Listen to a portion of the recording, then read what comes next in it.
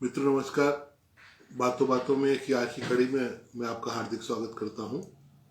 आज हमारा 168वां भाग प्रसारित होने जा रहा है और हम आज बात करेंगे डॉक्टर चित्रा सिंह जी से। वे एक जानी मानी कवित्री लेखिका हैं और भोपाल में प्रोफेसर हैं। लंबे समय से वे अखबारों में, पत्रिकाओं में लिख रही हैं। उनका एक काव्य संकलन भी आ चुका है।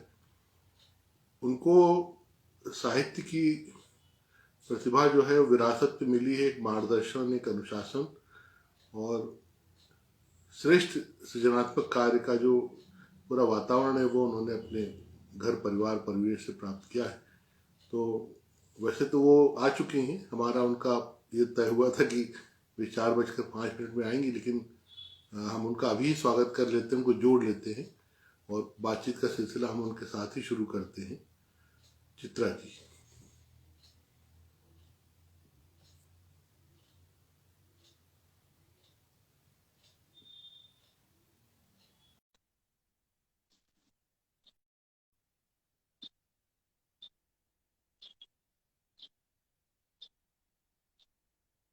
जुड़ने की प्रोसेस है।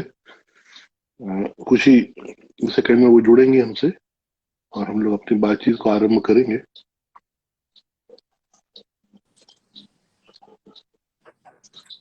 नमस्ते चित्रा जी। आप मुझे नमस्कार। देख पा रहे हो? नमस्कार जी, मैं आप आपको देख पा देख रहे भी पा रही हूँ और सुन भी पा रही हूँ। हो?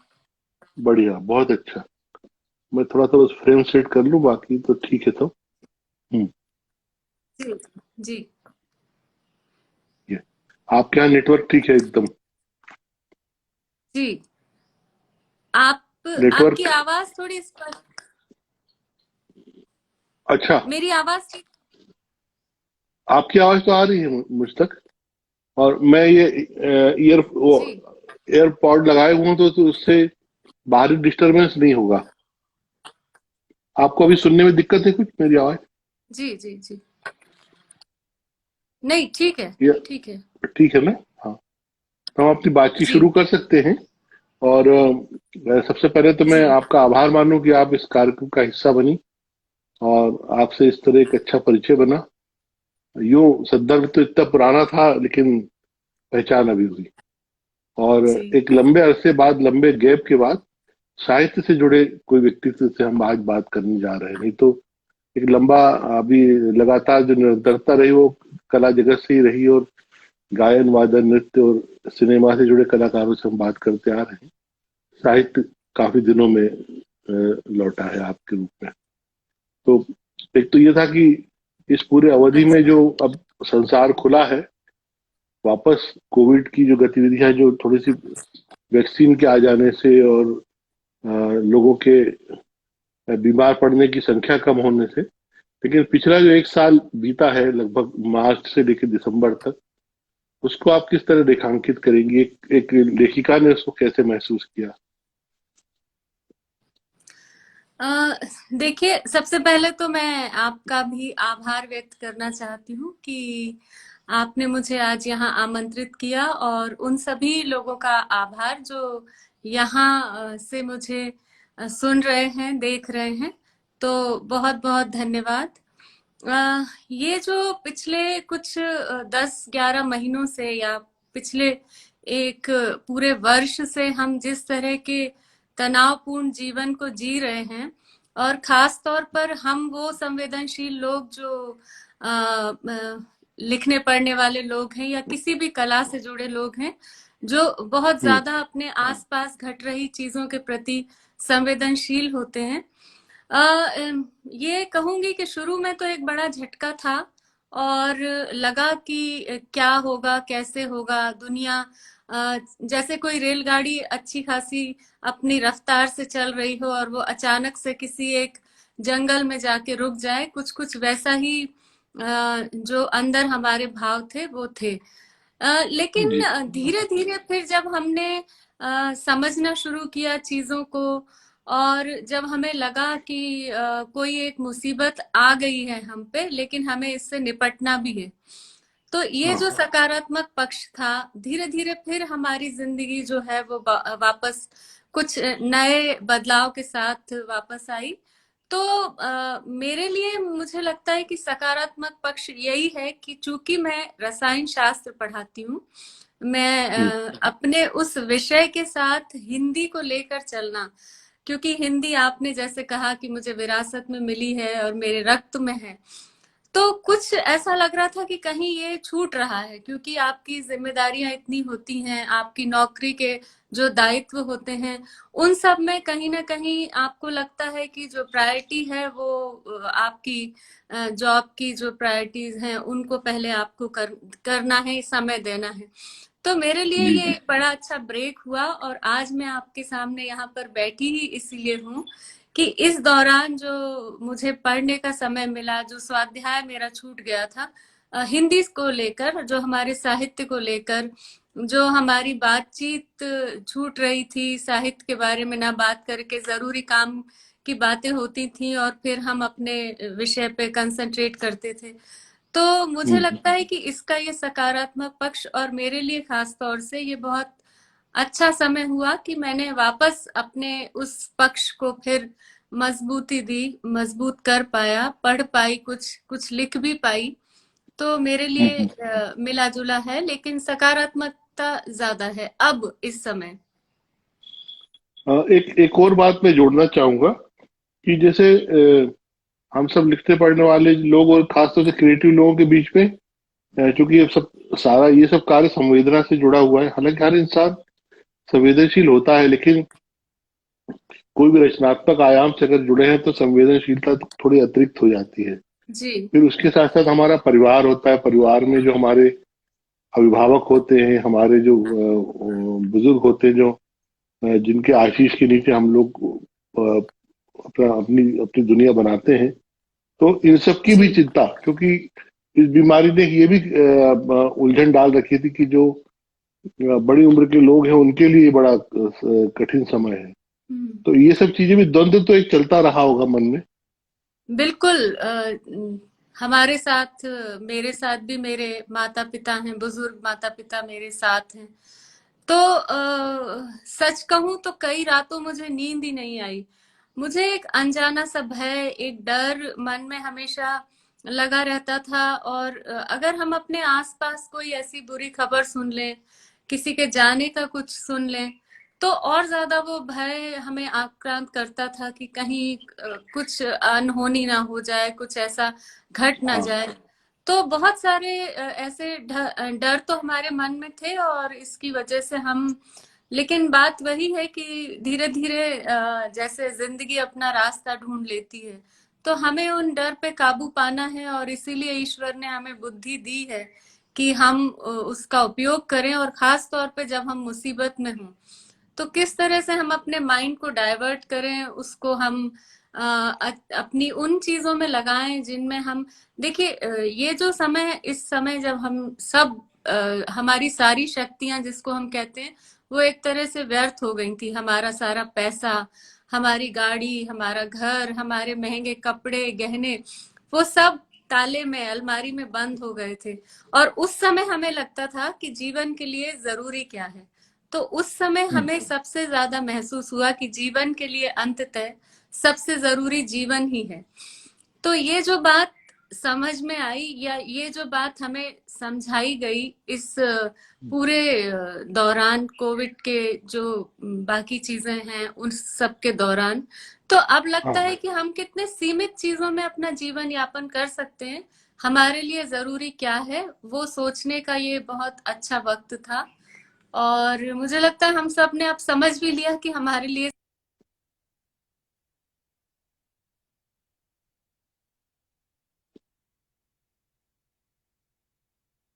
लगता है।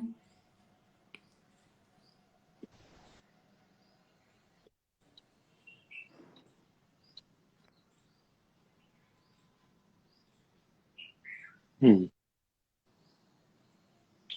इधर ये लिखना पढ़ना कुछ विशेष हुआ इस पूरे 8-10 महीनों में? जी।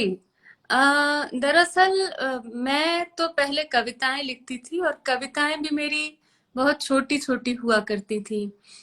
तो फिर बीच में मैंने जैसे आपको बताया कि मैं अपनी जो मेरा जो प्रोफेशन है उसकी प्रोफेशनल। व्यस्तताओं के चलते फिर मैं उतना समय नहीं दे पा रही थी, या मैं कहूँ कि मैं आसपास इतना वक्त नहीं ढूंढ पा रही थी कि मैं आसपास घटती हुई चीजों को पकड़ पाऊं और फिर उनको मैं मतलब उस तरह से अपनी कविताओं में व्यक्त कर पाऊं।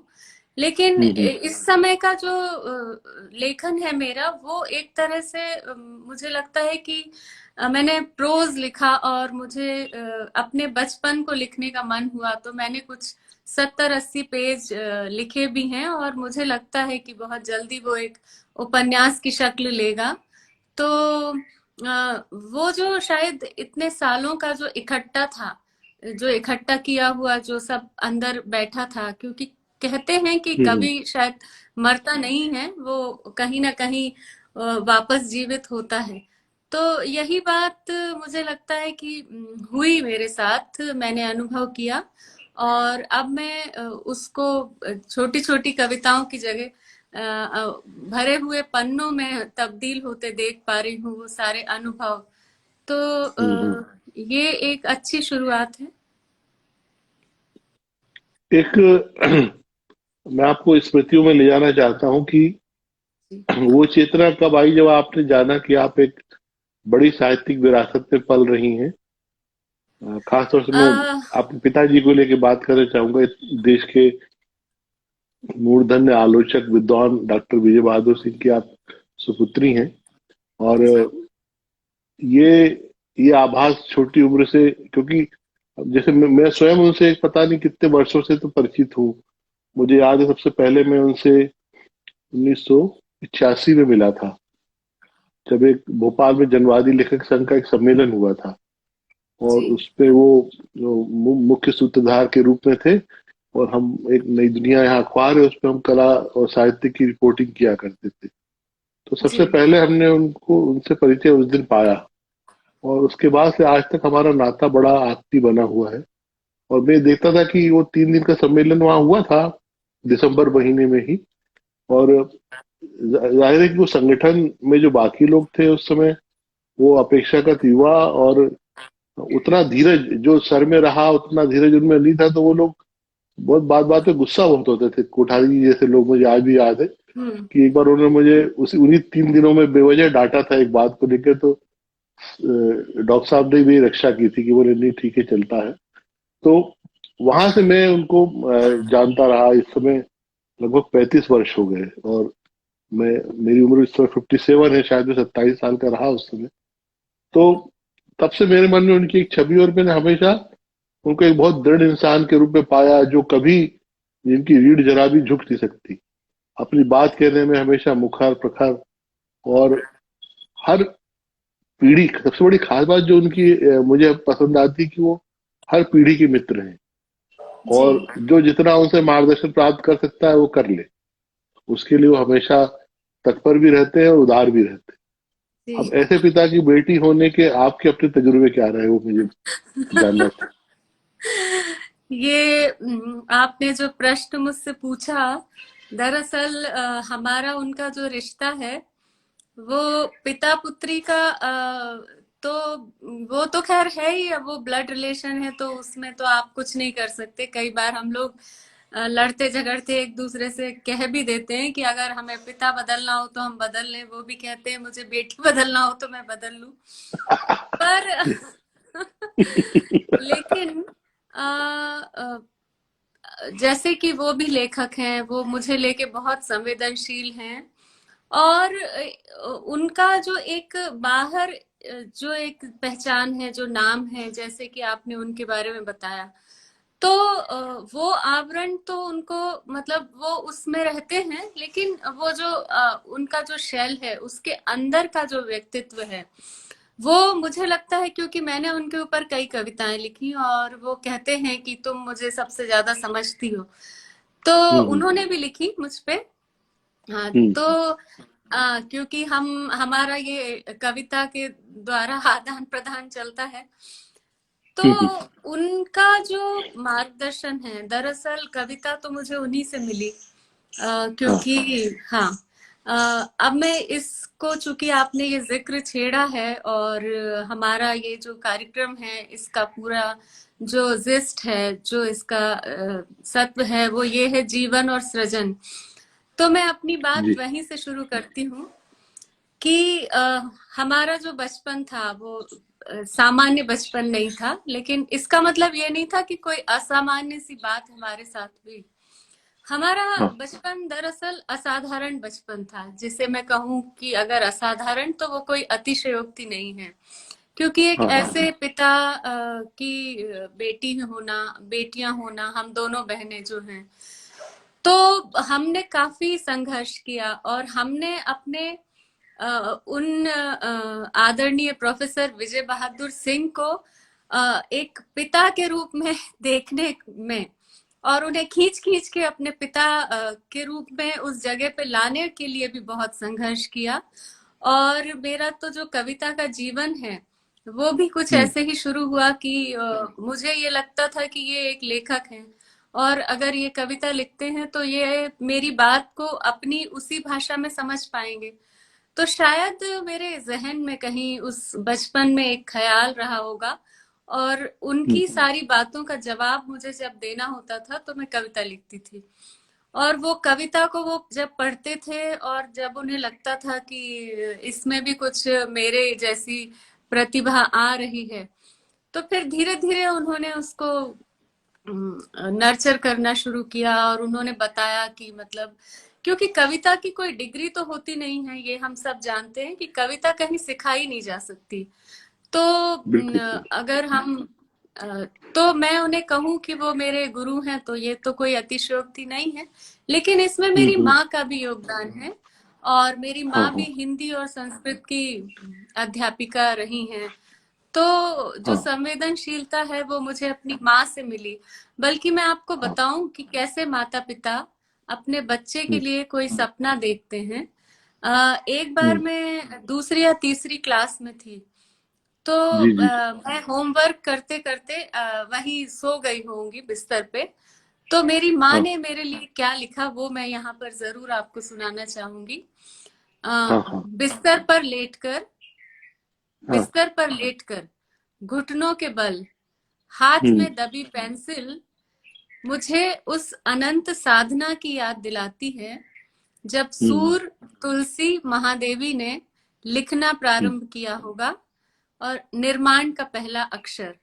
तो ये जो उन्होंने मेरे लिए लिखा, जब मैंने शायद तब लिखना शुरू किया होगा, तो मुझे आश्चर्य होता है कि कैसे माता पिता अपने बच्चों के लिए जो सपने हैं वो उनके हाँ जन्म से ही पाल लेते हैं। तो सभी को लगता है कि हमारे जो बच्चे हैं वो हमसे आगे जाएं। और अभी मैं जब अपने पिताजी को बताती हूँ, जैसे इस कार्यक्रम के बारे में भी बताया, हालांकि वे ये चाहते हैं कि जितना डिसिप्लिन्ड वो हैं हर तरह से, हर उसमें, तो मैं भी रहूं और मैं भी कोशिश करती हूँ कि अगर मैं उनसे कुछ सीख पाऊं। लेकिन ये बात बहुत सत्य है कि वो पिता तो ठीक है, कम है, लेकिन गुरु ही ज्यादा है। तो ये उनके साथ है, या मुझे लगता है कि अब ये कौन सा उनके व्यक्तित्व का पक्ष है कि वो गुरु उन पे हावी रहते हैं और वो पिता जो हैं वो दब जाते हैं। और हम लोगों ने इसके लिए काफी संघर्ष किया कि बार बार उनको पिता बनाया जाए, लेकिन वो फिर वापस अपने गुरु रूप में आ जाते हैं। पर मुझे लगता है कि आज हम लोग जो कुछ भी हैं वो अपने माता पिता की वजह से ही हैं। और उन्होंने जिस तरह से हमें बनाया और जैसे हमें संस्कार दिए, और बचपन से हम जब छोटे थे तो मुझे याद है कि हमें रामायण पढ़ने के लिए कहा गया, फिर महाभारत पढ़ने के लिए कहा गया, और हर उम्र में ये तय किया गया कि अब इस उम्र में इनकी बुद्धि इतनी विकसित हो गई है तो इन्हें अब कौन सी किताब पढ़ना चाहिए। तो जो हमारी सत्य के प्रयोग है, गांधी जी के जो हाँ किताब है, उनको हमें पढ़ाना शुरू किया गया।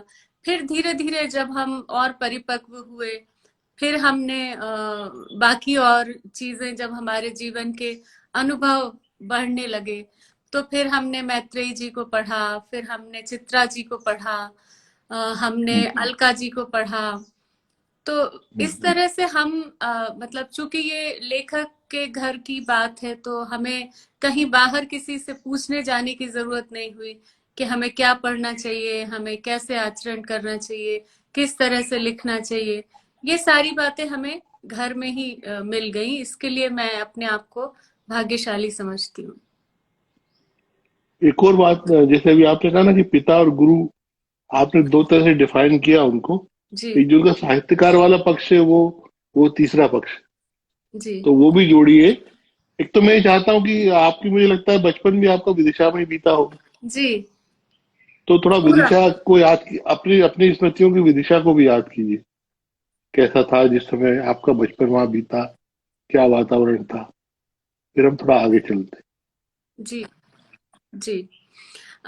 जैसे कि आपने कहा साहित्यकार वाली बात, तो हम्म जब मतलब मुझे समझ आई, तो मैंने देखा कि हमारे घर में अक्सर साहित्यकारों का आना जाना होता था। और बल्कि आना जाना हाँ, ही क्यों, कई लोग तो हमारे यहाँ रहना। आके महीनों रहा करते थे।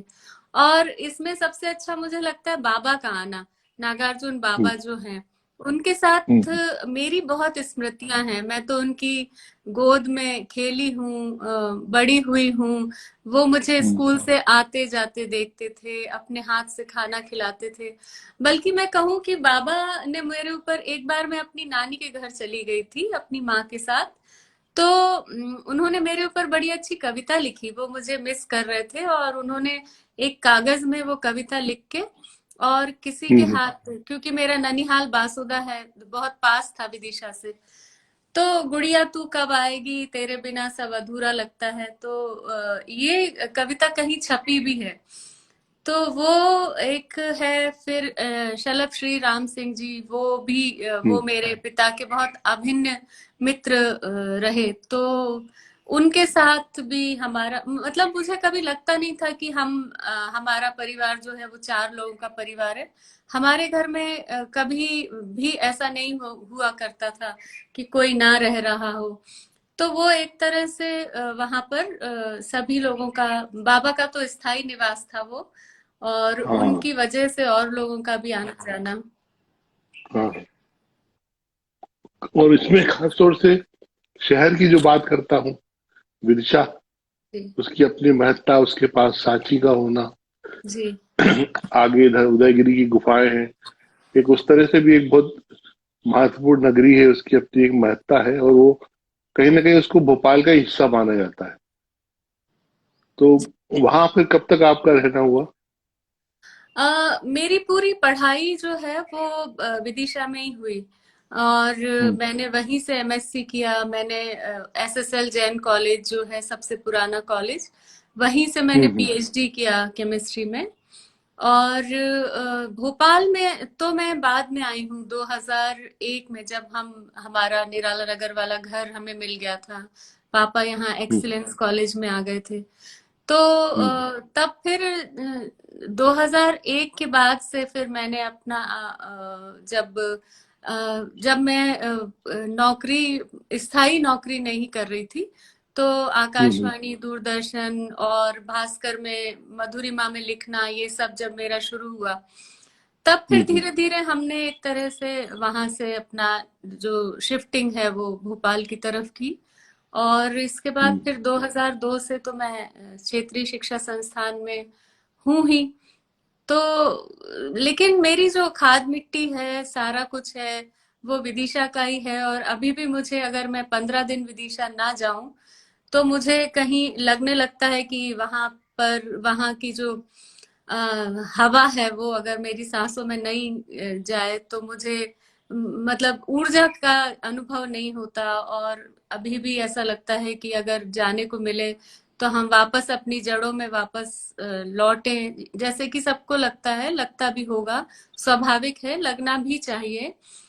तो विदिशा तो मतलब वो तो हमारी एक तरह से आत्मा में बसा हुआ गांव है, जो अ, फलता फूलता है हर जगह। जब हम जहाँ जाते हैं तो उसकी सुगंध अपने साथ लेके जाते हैं, और वहां पर हम वो सुगंध बिखेरते भी हैं जहां भी नाम आता है हमारे अपने शहर का।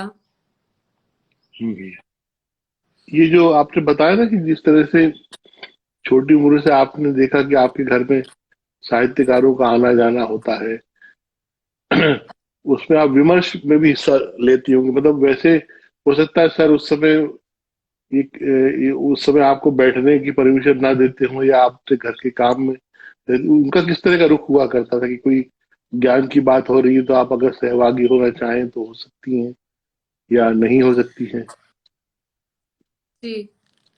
नहीं, मैंने आपको कहा कि हमारा जो बचपन था वो सामान्य बच्चों की तरह तो नहीं था, लेकिन वो असामान्य नहीं था। और हम कह रहे हैं कि इसको हम असाधारण कहें तो वो ज्यादा उसके साथ जो है वो न्याय होगा। तो हम्म। असाधारणता इसी तरह की है कि हमारी जो बचपन से जो परवरिश है वो कुछ इस तरह की हुई कि हमें कभी लगा ही नहीं कि हम किसी चीज में भागीदार नहीं हो सकते, या ये हमें हम्म। नहीं करना चाहिए, या ये हमारा क्षेत्र नहीं है। तो बल्कि हम्म। मैं तो थोड़ा शाई थी। मतलब मैं अभी जितना खुल के अपने आप को व्यक्त कर पाती हूँ, क्योंकि अब तो मैं शिक्षिका हूँ, तो मुझे क्लास में खड़े होके सबके सामने बोलना पड़ता है। लेकिन उस समय मैं इतना नहीं खुल पाती थी, तो मैं थोड़ा कोशिश करती थी कि अगर कोई आए तो मुझे ना बुलाया जाए, मेरा परिचय ना कराया जाए, मुझे उनसे बातचीत ना करनी पड़े। ये मेरा स्वभाव था।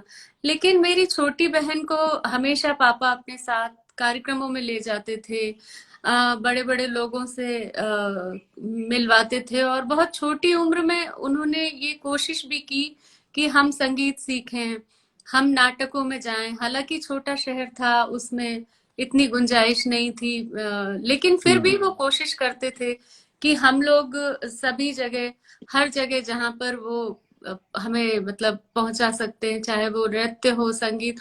और वे तलाशते रहते थे कि इन दोनों में क्या ऐसी कोई विलक्षणता हो, कोई ऐसी मतलब बात पकड़ में आ जाए कि जिससे या तो ये नृत्यांगनाएं बन जाएं, या ये हम्म। गायिकाएं बन जाएं, या ये कुछ ना कुछ ऐसा बन जाएं जो मतलब उन्हें लगे कि हाँ, ये हमारे बच्चे जो हैं वो अलग हैं।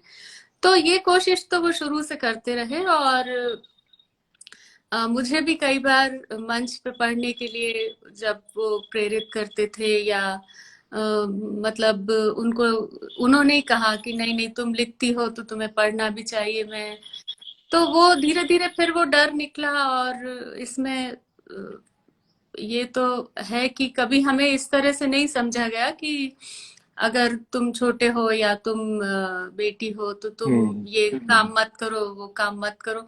मैंने जैसे आपसे कहा ही कि मुझे मतलब कभी याद नहीं है, और बल्कि मुझे हमें धकेला गया, हमें ये कहा गया कि नहीं, तुम्हें ये करना है, तुम ये करो। हम्म। तो ये जो बात है, इसी वजह से शायद हम लोग इतना कुछ कर पाए। वो माता पिता दोनों ने ही हमें इस सब के लिए प्रेरित किया। और बाकायदा होता ही है कि माता पिता तो चाहते हैं कि उनके बच्चे बहुत आगे जाएं, उनसे आगे जाएं। आपका जो एक काव्य संकलन आया, उसके बारे में भी जानना चाहेंगे। जी। मेरी जो ये पहली किताब है, रेत में उगाए हैं फूल। ये जो भारतीय भाषा परिषद कोलकाता से एक उन्होंने कोई प्रथम कृति प्रकाशन का कोई ऐड दिया हम्म। था, और उसमें वो लेखक, नए युवा लेखक, जिनकी उम्र 40 से कम हो, और जिनकी कोई अभी तक कोई संग्रह ना आया हो, कोई किताब ना छपी हो, तो उसमें उन्होंने आमंत्रित की थी कविताएं। और मैंने भी ऐसे ही इसीलिए भेज दिया कि अभी तक मेरा कहीं कोई संग्रह नहीं छपा है। और वो वहां से सिलेक्ट हुआ हम 4 लोगों का, तो उसमें फिर ये किताब छप के आई, जो मेरी पहली कविताओं का संग्रह है और जिसका टाइटल है रेत में उगाए हैं फूल। उसमें से कोई कविता आप पढ़ के सुनाना चाहे? एक दो, जी। एक दो तीन। मैं अभी बहुत देर से जो संघर्ष की बात कर रही हूँ, बचपन की, तो एक हाँ हाँ। कविता जो है वो मेरे पूरे बचपन को व्यक्त करती है और मैं मेरे मन के बहुत करीब भी है, तो मैं उसी कविता को यहाँ पर पढ़ना चाहूंगी। हाँ जी। जरूर। माँ के साथ 10 साल की उम्र में, माँ के हम्म। साथ 10 साल की उम्र में कांधे से कांधा मिलाकर चला मेरा बचपन। माँ के साथ 10 साल की उम्र से कांधा मिलाकर चला मेरा बचपन। नानी की आंखों की मध्यम पड़ती रोशनी सा धुंधला मेरा बचपन। नानी की आंखों की मध्यम पड़ती रोशनी सा धुंधला मेरा बचपन। ना मेरा बचपन। सहेलियों के साथ सहेलियों के साथ घासलेट की लाइन में लगा पाइप से झरता मेरा बचपन। छत के तार पर टंगे कपड़ों सा सूखता मेरा बचपन। छत के तार पर टंगे कपड़ों सा सूखता मेरा बचपन। सीढ़ियों पर बैठकर किताब पढ़ता, सीढ़ियों पर बैठकर किताब पढ़ता, या कभी छोटी बहन को कांधों पर हम्म। झूला झुलाता मेरा बचपन। नाना की विस्मृतियों के साथ नाना की हाँ। विस्मृतियों के साथ दीवार पर टंगा मेरा बचपन।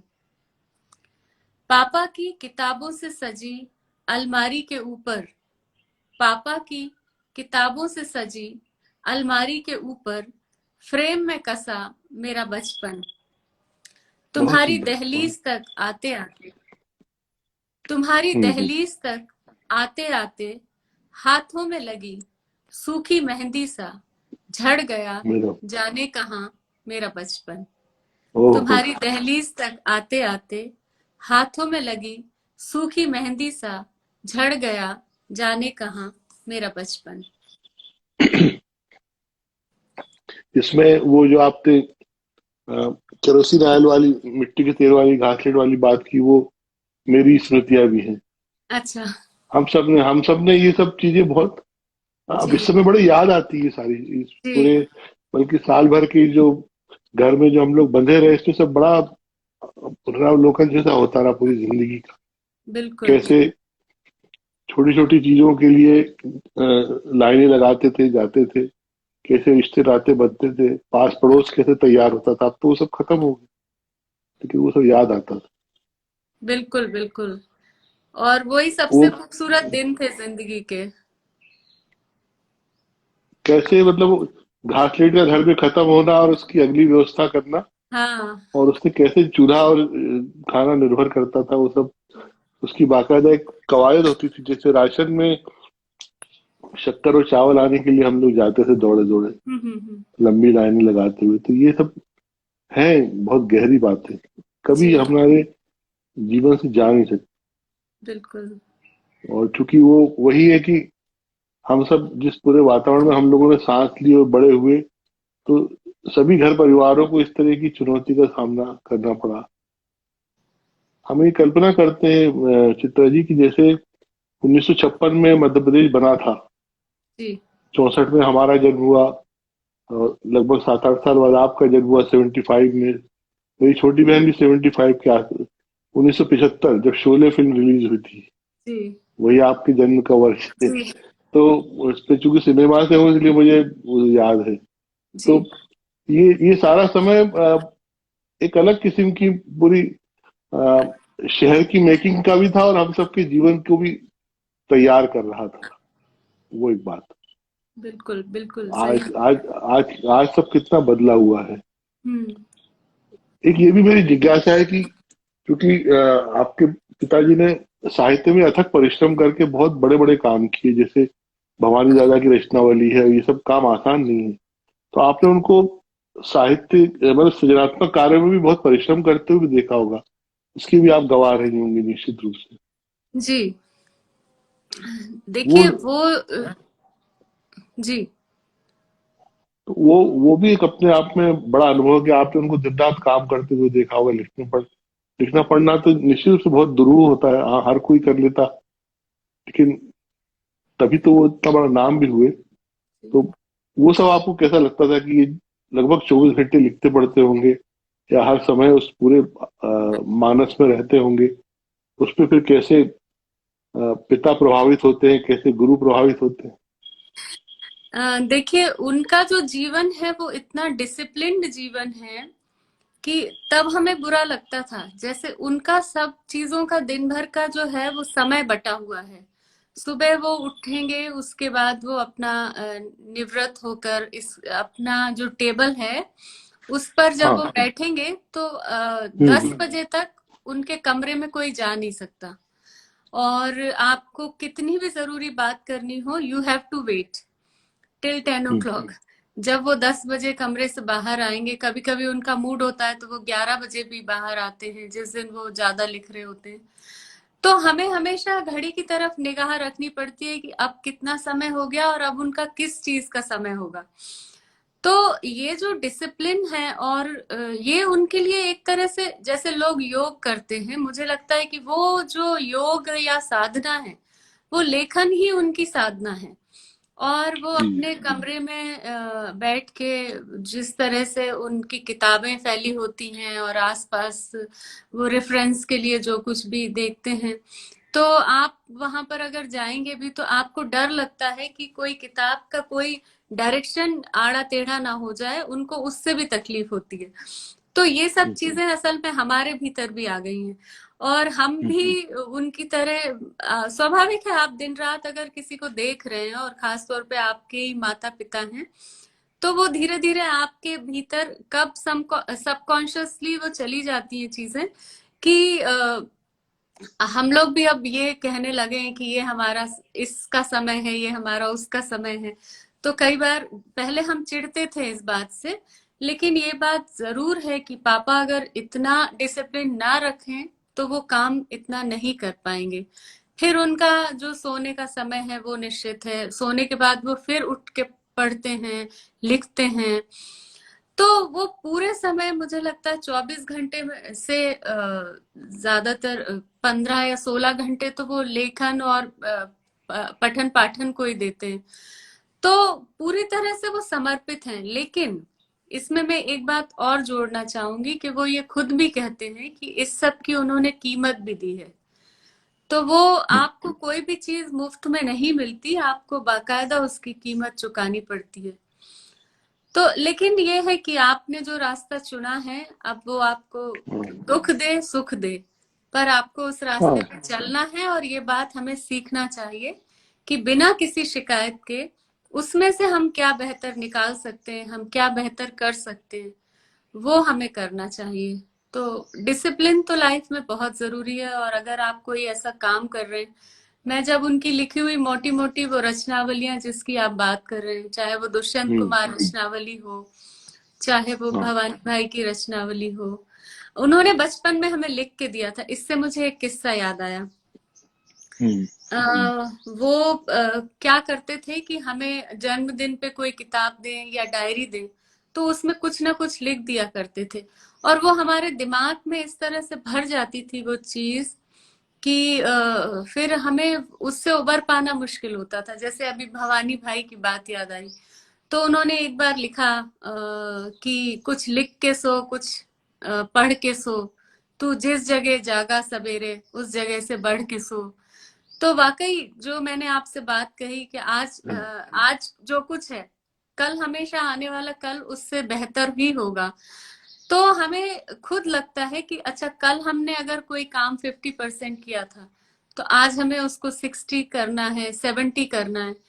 तो ये जो चीजें बचपन से आपके भीतर डाल दी गई हैं, वो धीरे धीरे फिर आपको वो कसती हैं, वो आपसे चाहती हैं, वो खुद आपसे मांगती हैं कि जैसे रश्क करना है तो फिर पाँव की जंजीर ना देख, ख्वाब तो देख मगर ख्वाब की ताबीर ना देख। तो इस तरह की बातें हमारे टेबल पे। और महत्वाकांक्षा का मोती निष्ठुरता की सीपी में पलता है, ये उन्होंने मेरी छोटी बहन की टेबल पे लिख के रख दिया था। तो वो बातें जो है वो जहन में ऐसे चली गई हैं, उतर गई हैं कि आपको हमेशा ये लगता रहता है कि नहीं, आपको किंतु पहुंचना है उस पथ पर जिसके आगे राह नहीं है। तो ये सारी बातें आप मनन करते रहते हैं, गुनते रहते हैं, और फिर आप उस पे कोशिश भी करते हैं कि आप अमल करें। सही बात है। इधर आपका अपना जो सृजनात्मक यात्रा रही लिखने पढ़ने की, इसमें आपको मूल रूप से कविता लिखना ही सुहाता रहा, या फिर आपने जैसा कि बताया कि फिर आपने कुछ विवेचन भी किए और कहानियां भी आपकी, जी। आप आकाशवाणी दूरदर्शन में भी आपने कहानियां पढ़ी। कहानियां किस तरह की आप किस तरह के विषय चुने कहानियां लिखने के लिए? मेरा जो कविताओं का भी विषय है, एक तो मैंने कहा कि कविताएं जो है वो मेरे निजी जीवन में जो कुछ घटा, जो भी असाधारण घटा, हम्म। उसको मैंने लिखा। और कुछ जो है वो जैसे कि जैसे जैसे आप परिपक्व होते हैं, तो पहले तो मेरी पहुंच मेरे पिता थे, फिर धीरे धीरे मैं आसपास को जब समझने लगी, और फिर हम्म। कविता का भी एक किशोर अवस्था होती है, एक युवा अवस्था होती है। तो हम्म। फिर मैंने ज्यादातर जो है वो प्रेम कविताएं लिखी, और हम्म। कहानियां भी मेरी कुछ इसी तरह की हैं। बल्कि मेरी एक कहानी अस्मी जो मुझे बहुत पसंद भी है, और जिसको जो जब छपी थी मधुरिमा में, तो मुझे हम्म। 1 साल तक लोग फोन कर करके उसके बारे में पूछते थे और जानना चाहते थे कि आपने, ये लगता है जैसे एक पन्ने की आत्मकथा लिखी हो। तो वो जो मेरी कहानी और कविताएं हैं वो दरअसल प्रेम कविताएं हैं। और हाँ।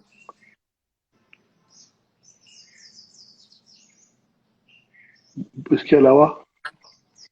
अ, इसके अलावा अभी जो मैंने आपको बताया कि अब जो मैं लिख रही हूँ वो, अ, देखिए कविताएं दरअसल क्या होता है कि वो एक आपके एक तो अनुभवों की वाणी है। आपके जो अनुभव आपको मिलते हैं आप उसे व्यक्त करते हैं शब्दों में।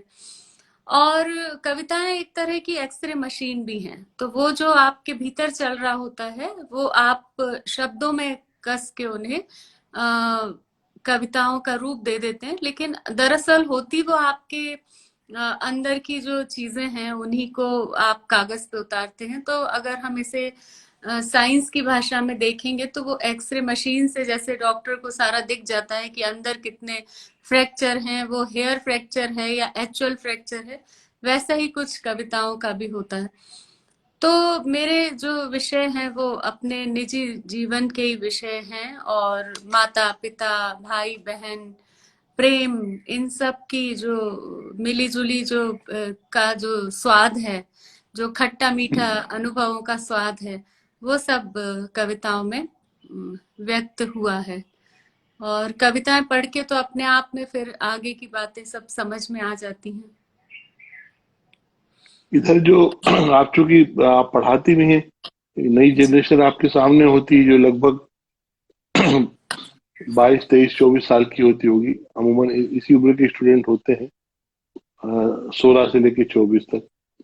जी। नई जनरेशन में साहित्य के प्रति और सृजनात्मक आयामों के प्रति किस तरह का रुझान आपको दिखाई देता है? मैं बड़ी आश्चर्यचकित होती हूँ कि जब, क्योंकि जैसे मेरे छात्र छात्राएं हैं वो फर्स्ट ईयर से लेके और ग्रेजुएशन तक के हैं, या वो एमएड बीएड तक के हैं। तो मुझे बड़ा फक्र भी होता है और आश्चर्य भी होता है कि आज के हम्म। समय के जो बच्चे हैं या ये जो जनरेशन है, एक तो हम्म। ये चीजों को कैच बहुत करती है, बहुत अच्छे से कैच करती है। और दूसरी हम्म। बात, वो बहुत फोकस्ड है। हम्म। और तीसरी बात, उसे पता है कि मतलब कहाँ क्या है, क्योंकि अब तो आजकल टेक्नोलॉजी, हम इतने हाई टेक हो गए हैं। हमारे समय में तो हमें कोई बताए तब हम फिर उसको ढूंढते थे, पढ़ते थे। उनके हाथ में मोबाइल होते हैं, वो तुरंत सर्च कर लेते हैं। और वो एक्सप्लोर करने की उनकी जो ताकत है वो हमारी जनरेशन के बजाय इस समय बहुत है, और एक्सपोजर बहुत है। तो मेरे पास जो स्टूडेंट्स आते हैं या हमारे जो संस्थान का जो नेचर है, पूरे देश भर से जो बच्चे आते हैं एनसीईआरटी के कॉलेज में, तो मुझे बड़ा ताज्जुब होता है कि वो बहुत प्रतिभाशाली होते हैं। और इत्तेफाक से मैं छात्र संघ की सांस्कृतिक सलाहकार भी रही, अब तो मैं मुख्य सलाहकार हूँ। तो मैंने देखा कि जब भी हम उनके लिए कोई प्रतियोगिता का आयोजन करते हैं तो बहुत मुश्किल हो जाता है निर्णय करना कि कौन बेहतर है। तो बच्चे जो हैं वो इतना ज्यादा आजकल पढ़ रहे हैं, लिख रहे हैं, और खास तौर पे जो हमारे यहाँ बच्चे आते हैं, मुझे बड़ी खुशी हाँ। होती है ये देखकर कि अगर हम उनको कह दें, जैसे वो लिटरेचर के भी बीए बीएड के जो स्टूडेंट्स होते हैं तो लिटरेचर पढ़ रहे होते हैं, तो कई बार हम उनसे कहते हैं, क्योंकि हमें भी तो अपनी आगे आने वाली पीढ़ी को कुछ देना है, कुछ नर्चर उनको भी करना है।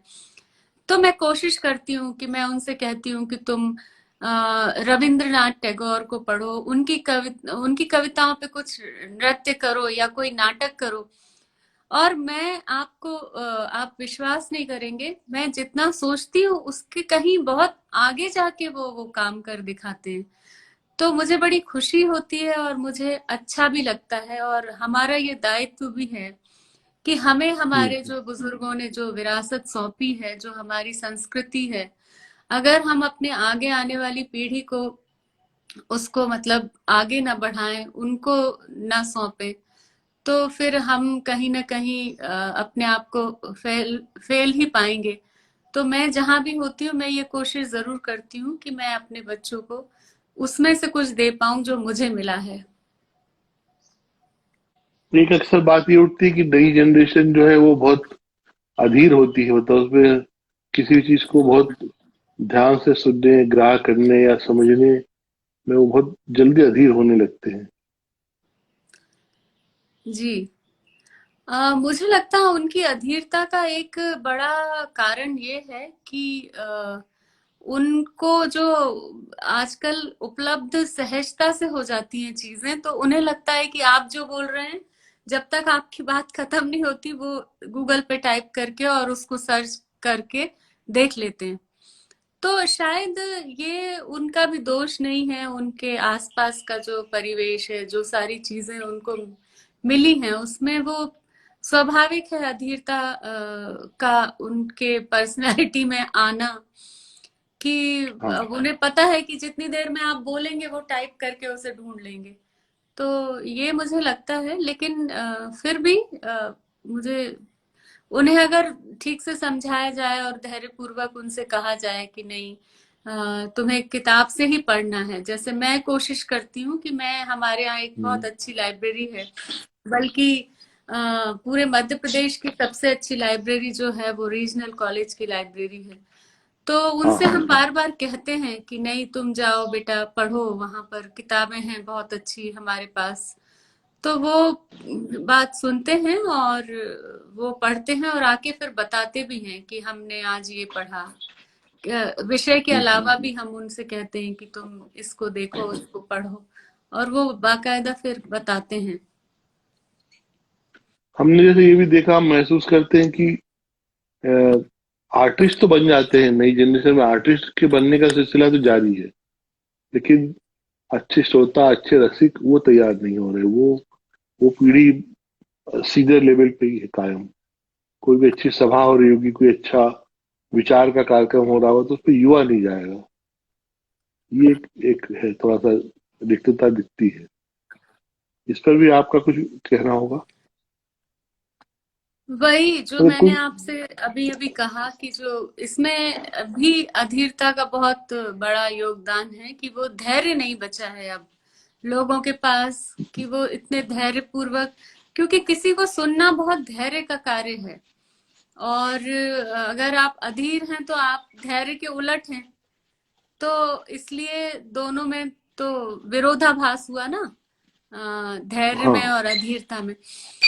तो उनके जो सोच है वो ये है कि अरे ये सब तो हम YouTube पे सुन लेंगे, हम बाद में सुन लेंगे, अभी हमारे पास समय नहीं है। तो इसमें एक चीज मुझे लगता है अभिभावकों या पालकों की भी एक बड़ी गलती जो है, जैसे हमें तो ये सिखाया गया है, आपको भी पता होगा, आप भी जानते होंगे कि कुछ चीजें जो है वो आप बिना कोई प्रश्न किए आपको करना है। अगर पंडित जसराज जी का गायन हो रहा है तो आपसे पूछा नहीं जाएगा कि आपको चलना है, आपको वहां ले जाके बिठा दिया जाएगा और जब तक उनका गायन हो रहा है आप बैठेंगे।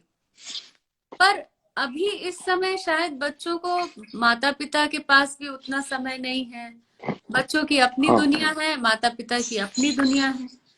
तो वो उनको जो एक राजी नहीं कर सकते कि कोऑर्डिनेशन आप। है, वो जो एक कोऑर्डिनेशन है कि माता पिता तय करेंगे कि बच्चे क्या सीखें, बच्चे क्या सुने। तो अगर उनके जो व्यवहार है, जिसको हम कहते हैं प्रैक्टिस अगर हो जाए आपकी, कि आप किसी को धैर्यपूर्वक सुने, तो वो आपकी आदत में शुमार होगा, फिर आपको सुनना ही है क्योंकि आपको आदत है इतनी देर बैठ के किसी को सुनने की। तो ये कहीं ना कहीं हम पालकों का भी एक लैक ऑफ वो है कि हम नहीं कर पा रहे हैं वैसा। हम अपने बच्चों को अपने साथ नहीं रख पाते, हम उन्हें उन जगहों पे ले जाके जैसे दिखा नहीं पाते चीजें कि उनसे उनका परिचय कराएं, तो उन्हें पता ही नहीं है कि क्या हो रहा है। सही कह रहे हैं आप। इस बीच आपने अब कोई ऐसा इरादा ही बनाया है कि कोई कविताओं की भी किताब नहीं आनी चाहिए, क्योंकि पहली किताब को आए हुए काफी समय हो गया। जी नहीं, कविताएं अभी मेरे पास हैं कुछ, और कविताएं हैं जिनमें अभी कुछ काम बाकी है और पॉलिशिंग बाकी है। तो संग्रह तो, ये बात आप सही कह रहे हैं कि काफी समय हो गया और दूसरा संग्रह अभी तक आ जाना चाहिए था। पर अब दिक्कत ये है कि कविता को आप जबरदस्ती नहीं लिख सकते। वो तो एक भाव है, आया कागज पे उतरा और इसके बाद वो चला गया। रात में आपके दिमाग में कोई कविता आई और सुबह अगर आप उसे याद करेंगे तो वो याद आपको नहीं आएगी। तो नहीं आई, सही बात है। हाँ, ये एक बहुत ही कटु सत्य है, यथार्थ है, लेकिन आप कविता को जबरदस्ती नहीं लिख सकते। मतलब मैं तो नहीं लिख सकती, मेरे हाँ, सही बस में बात है। नहीं। हाँ तो तो जब आवेग होगा या उसको व्यक्त होना होगा तो हाँ, उसका कई समय वो बार मैं तय अपनी होगा। कविताएं बीच में पढ़ा करती थी और मुझे लगता था कि क्या ये मैंने ही लिखा है, क्योंकि मुझे ही हाँ, भरोसा नहीं होता था। तो अब देखिए, जल्दी ही आपकी शुभकामनाएं हैं, तो जो बची हुई कविताएं हैं उन पे अभी काम करके उसको कोशिश करती हूँ कि मैं एक किताब, मेरी भी अब इच्छा है कि मेरी एक किताब और आ जाए। तो सुनाएंगे एक कविता? जी, एक हमारी काफी बातचीत पिता पर हुई, तो मुझे लगता है कि एक कविता जो है वो मैंने उनके ऊपर लिखी, हाँ। तो ये मैं पढ़ती हूँ। दरख्त से मजबूत कांधों पर, दरख्त से मजबूत कांधों पर, हर आती जाती सांस के साथ पड़ती सलवटें। दरख्त से मजबूत कांधों पर, हर आती जाती सांस के साथ पड़ती सिलवटें। चेहरे की हंसी के फीके पीले पड़ते रंग, चेहरे की हंसी के फीके पीले पड़ते रंग। आसमान सी सफेद आंखों का सूखता हुआ पानी, आसमान सी सफेद आंखों का सूखता सूखता हुआ हुआ पानी। पानी। कदमों के नीचे से सिकुड़ती छोटी होती जमीन, कदमों के नीचे की सिकुड़ती छोटी होती जमीन। उंगलियों के बीच से फिसलता हर एक दिन रात, उंगलियों के बीच से फिसलता हर एक दिन रात। कितना मुश्किल है पिता को बूढ़े होते देखना, कितना मुश्किल है पिता को बूढ़े होते देखना।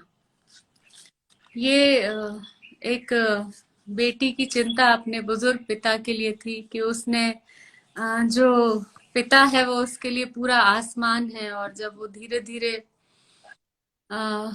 बड़ी होती है तो स्वाभाविक है, माता पिता बूढ़े होते हैं, तो वही कुछ किसी चिंता या किसी उस डर में ये कविता मैंने लिखी थी एक बार उनके बीमार होने पर।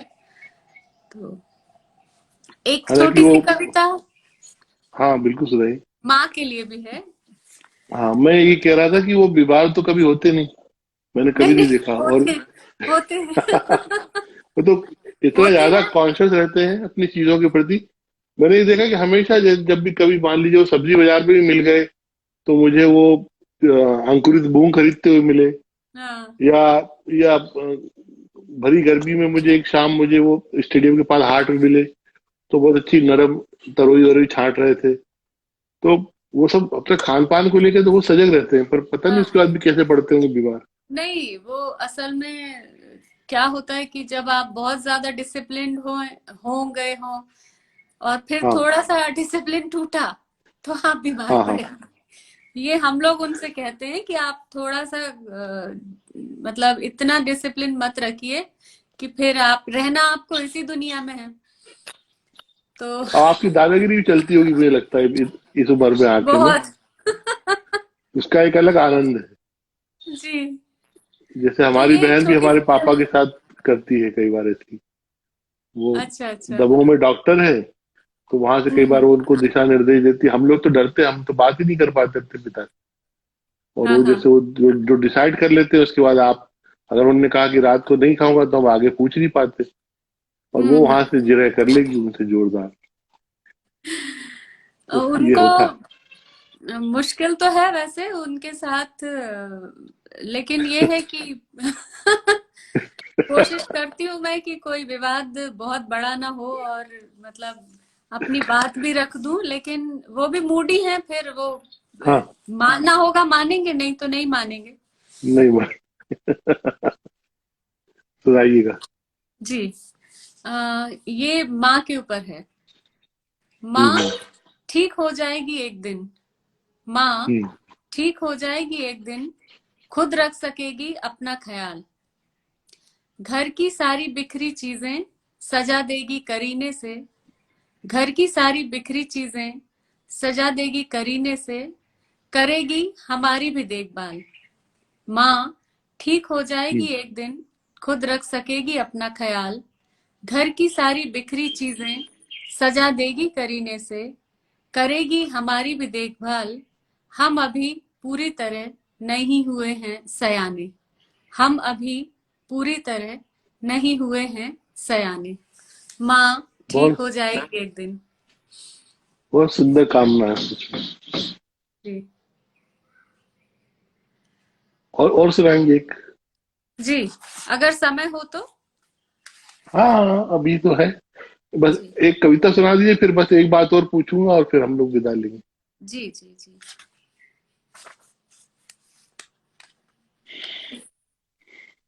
ये जो मैं प्रेम कविताओं की बात कर रही थी, मेरी कविताएं बहुत छोटी छोटी हैं। हम्म आ, उसी में प्रेम कविता है ये। पानी पर खींच दे जैसे कोई लकीर, हम्म। पानी पर खींच दे जैसे कोई लकीर, ऐसे आए तुम जीवन में, ऐसे आए तुम जीवन में। मैं स्तब्ध सी खड़ी हूँ किनारे पर, मैं हम्म। स्तब्ध सी खड़ी हूँ किनारे पर, लहरों में ढूंढ रही हूँ तुम्हारा चेहरा। मैं बहुत सुंदर। स्तब्ध सी खड़ी हूँ किनारे पर, किनारे पर लहरों में ढूंढ रही हूँ तुम्हारा तुम्हारा चेहरा। पानी पर खींच दे जैसे कोई लकीर, ऐसे आए तुम जीवन में। और कोई रचनात्मक रुचियां भी है आपकी इन लिखते पढ़ने के अलावा? हाँ, मैं स्केचिंग भी करती हूँ, और मुझे असल में प्रकृति जो है वो बहुत आकर्षित करती है। तो अगर हम्म ये जो पेड़ हैं इनके जो पत्तों की बनावट है, बल्कि मुझे लगता है कि मैं अपनी सारी जो खुराक है लिखने की वो प्रकृति से ही लेती हूँ। तो हम्म। मैंने काफी जो पेड़ जिनके पत्ते नहीं हैं, जो पेड़ बिना पत्तों के हैं, वो हमारे कैंपस में ऐसे कई पेड़ हैं। तो जब मैं वहां पर रहती थी, जब क्वार्टर था मेरा कैंपस में, तो मैंने उन पेड़ों को बनाया और धीरे धीरे फिर वो एक स्त्री की शक्ल में पेड़ होते गए। तो ये मेरे कौन से अंतस मन का भाव था उस समय, मेरे मन में क्या चल रहा था। लेकिन मैंने करीब ऐसे 70-80 चित्र बनाए। तो उस समय जब मैं लिख नहीं रही होती हूँ तो मैं ये स्केचिंग करती हूँ और चित्रकारी करती हूँ। बाकी मुझे लगता है कि जो आप कह रहे हैं रचनात्मकता की बात, तो जो व्यक्ति रचनात्मक है, आप देखिए कि वो खाना बना रहा होगा तब भी वो उसकी रचनात्मकता व्यक्त करेगा।